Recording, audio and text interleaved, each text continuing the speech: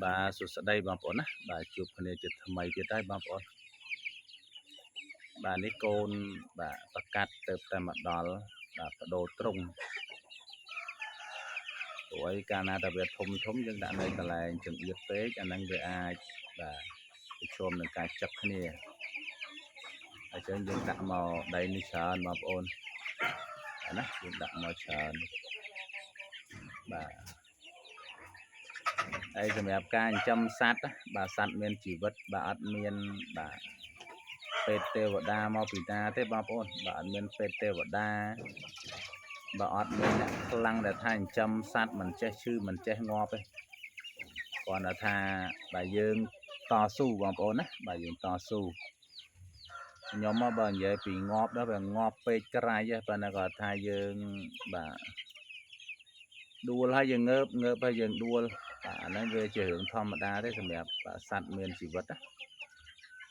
បាទហើយងាប់ចិញ្ចឹមទៀតបាទដោយពាក្យចាស់លោកថាបាទរស់ជាទ្របងាប់ជាមហូបហ្នឹងបាទអញ្ចឹងយើងចិញ្ចឹមបាទចិញ្ចឹមរហូតបាទការងារវាបង្រៀនយើងហ្នឹងបងប្អូនបាទវាបង្រៀនយើងបាទមិនមែនថាយើងងាប់អាសាយើងរៀងយើងឈប់អាហ្នឹងអត់មានបទពិសោធន៍ទេណាបាទប៉ុន្តែយើងត្រូវបាទយើងស្ទាបស្ទង់តាមលទ្ធភាពបាទកុំលេងបាទយកលុយគេមកចិញ្ចឹមមន់បាទយកលុយគេមកធ្វើអាជីវកម្មអាហ្នឹងគឺយើងអត់ទទួលបានជោគជ័យទេបាទយើងមានប្រប៉ុណ្ណាយើងធ្វើប្រប៉ុណ្ណឹងបងប្អូនណាបាទមានប្រប៉ុណ្ណាធ្វើប៉ុណ្ណឹងសិនណាបាទយកជាបទពិសោធន៍ចាំយើងតាហោយើងរឹងដៃរឹងជើងដឹងស្គាល់អំពីមន់បាទដឹងអំពីបាទការរស់នៅបើវេហើយអាហ្នឹងចាំយើងបាទធ្វើច្រើនក៏អត់ហួសពេលដែរណាហើយសូមផ្ដាំតអ្នកចិញ្ចឹមមន់ទាំងអស់មិនថាមន់ស្រែមន់ពូជមន់អីទេបាទសំខាន់គឺការយកចិត្តទុកដាក់អនាម័យវ៉ាក់សាំងដែលបាននឹងការថែទាំណាបាទហើយបើសិនជាមានបាទជំងឺធំចូលហើយមិនបាច់ទៅចាញ់បោកបាទឬក៏ជឿការពូតធររបស់អ្នកលក់ថ្នាំមួយចំនួននេះបងប្អូនណាឥឡូវទៀតថាបើសិនជាត្រង់នឹងផ្ទុះបាទញូកាសពេញត្រង់ហើយគឺមិនបាច់ទេមិនបាច់ទិញថ្នាំទិញអីបំផ្លាញទេគឺយើងបាទបដោយតាមហេតុតាមកាលអាហ្នឹងបើសិនជំងឺចូលណាបាទផ្ដាសាយបាក់សីបាទសន្តិរោគឲ្យបុកខ្លាំងហើយគឺមិនបាច់ទេមិនបាច់បាទជឿតាមណាថាប៉កែនេះប៉កែនោះទេខ្ញុំជាបាត់ពិសោធន៍បងប្អូនណាខ្ញុំជាបាត់ពិសោធន៍ថាថ្នាំមកឈុត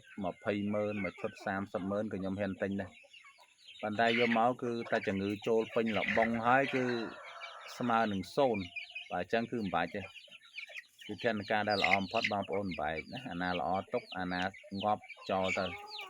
មានតែប៉ុណ្្នឹងដែររឿងថាចាក់ថ្នាំមិនបាច់បងប្អូនផ្លាញលុយទេហើយមិនបាច់ទៅជឿថ្នាំទេវតាមកពីណាថាអូថ្នាំប៉កែចាក់ទៅដឹងជាអត់ទេអានេះបើសិនជាផ្ដាសាយធម្មតារាអាចរាសខៀវធម្មតា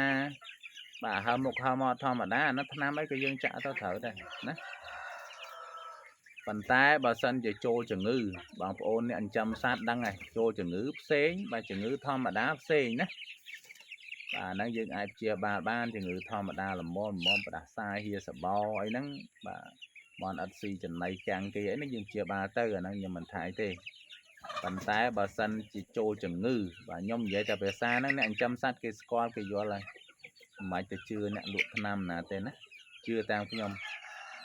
ហ្នឹងហើយពិសោធន៍ឆ្អែតរឿងអាទិញថ្នាំហ្នឹងបាទ